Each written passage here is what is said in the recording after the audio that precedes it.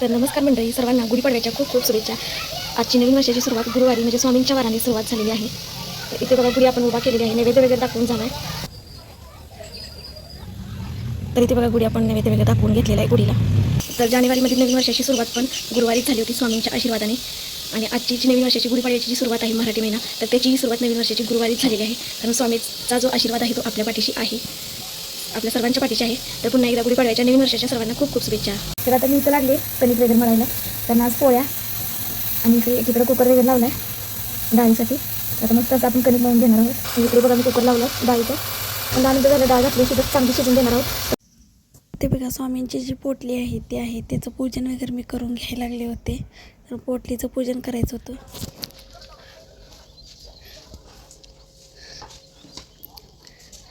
तुझं झाल्यानंतर पुन्हा नाही बरं झालं, तिकडं मारलंस, ते तिकडं मारलंच बरं झालं. पपुटा उठतोय की नाही जास्त, तिकडं मारून झाल्यानंतर इकडं मग झाडाला पाईप सोड.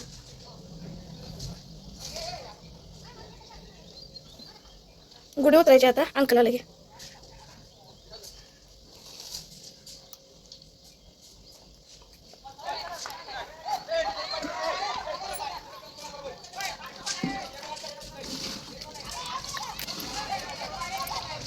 बरं बॅट बॉल खेळायला तिकडं.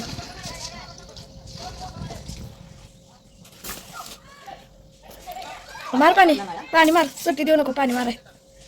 हा पाऊस काय झालं माहिती आहे का, 2 दिवस अंकल म्हणले ते मारू दे, एकदमच आबाळ करायला लागला आणि घर जायला लागलो म्हणून आम्ही ठेवायला लागलो रचून. त्यावर पाऊस पण किती खोटा, लगेच पाऊस पण गेला.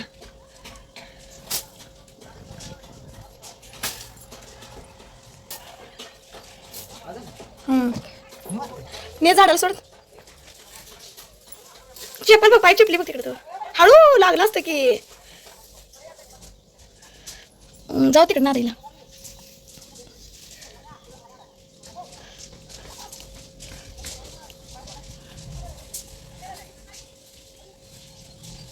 तिथे लागला होता नारळ वगैरे सोलायला, कारण काल आमोशा होती. 2 नारळ आणलेले होते गुढीला आणि एक घरामध्ये देवाला फोडायला, पण काल फोडला गेला नाही, त्यामुळे आजच फोडायचं म्हटलं.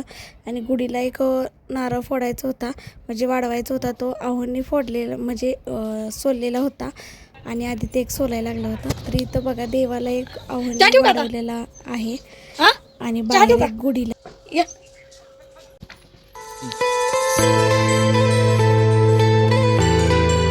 गुढी वगैरे उतरायची चालू होती, कारण आहोंना कामावरती जायचं होतं, त्यामुळे लवकरच आम्ही गुढी वगैरे उतरून घ्यायला लागलेलो होतो.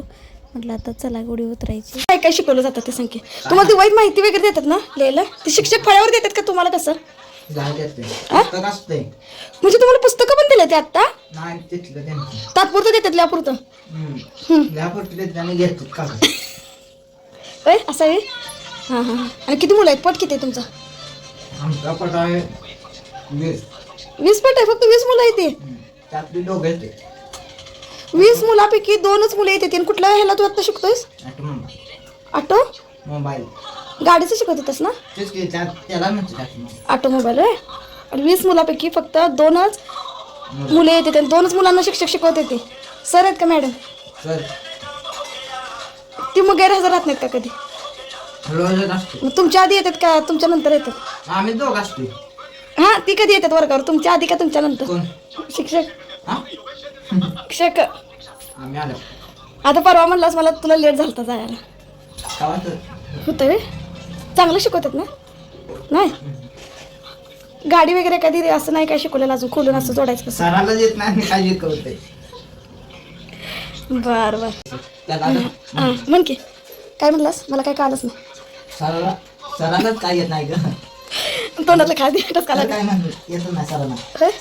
अरे ते नव्हतं, त्यांना येत असलं शेवटी शिकवतील का? सांग की. येतच नाही, गाडी खोला येईन आणि त्यांना म्हणायचं काय माहिती का, गाडी एखादी खोला म्हणायचं आणि आम्हाला रिपेअरिंग करून दाखवा, कशी रिपेअरिंग करायची, कसं जोडायचं काय. 1 वर्ष झालं का तुला कॉलेजला जाऊन तिथे? आता होणार. आता तू 12वी जाणार ना? तीच शिकवते त्याने 12वीत पण. तुम्ही कोण म्हणतच नाही सरांना तर आम्हाला एखादं ते खोलून रिपेअरिंग कसं करायचं काय सांगा. दरवेळेला आम्ही लिहितोय त्यामुळे आम्हाला काही समजत नाही त्यातलं. म्हणजे काय दाखवत ते 12वीत 12वीत दाखवणार आहे. 12वीच्या पोरांना विचारते की काय ना अजून आधी 12वीत नाही पुढे पोरू शकते ती. 12वीच्या पोरांना दाखवला का खुली तेच म्हणते येत नाही काय दाखवलं.